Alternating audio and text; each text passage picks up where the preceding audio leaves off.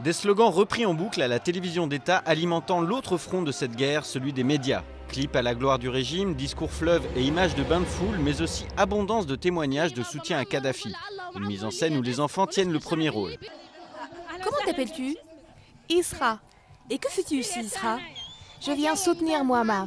Là, ça, c'est également un classique de la propagande, c'est l'enfant courageux. Hein, voilà.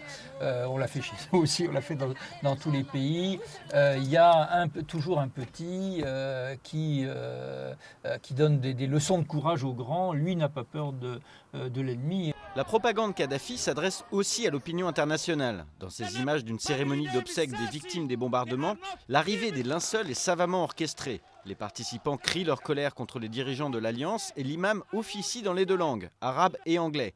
Le tout sous les objectifs et caméras de la presse étrangère. Faire à Rissim ces images diffusées par la télévision nationale libyenne de la mise en terre des cadavres enveloppés dans les linceuls, rompant ainsi avec la traditionnelle pudeur musulmane vis-à-vis des morts. Les opinions publiques américaines et européennes supportent mal et les morts qu'elles subissent et les morts qu'elles font.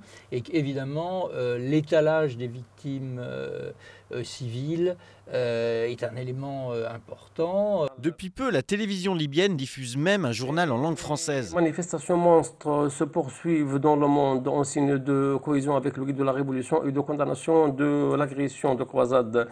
Des codes et éléments de langage qui en rappellent d'autres. Il y a presque 10 ans, l'ex-président irakien Saddam Hussein a eu recours à une propagande identique. Du côté des forces de l'Alliance, on oppose sa version des faits. Elles mettent à la disposition des médias leurs propres images. Mais les séquelles du conflit irakien hantent encore les esprits. Difficile donc de mesurer l'impact de cette guerre des images sur les opinions publiques internationales.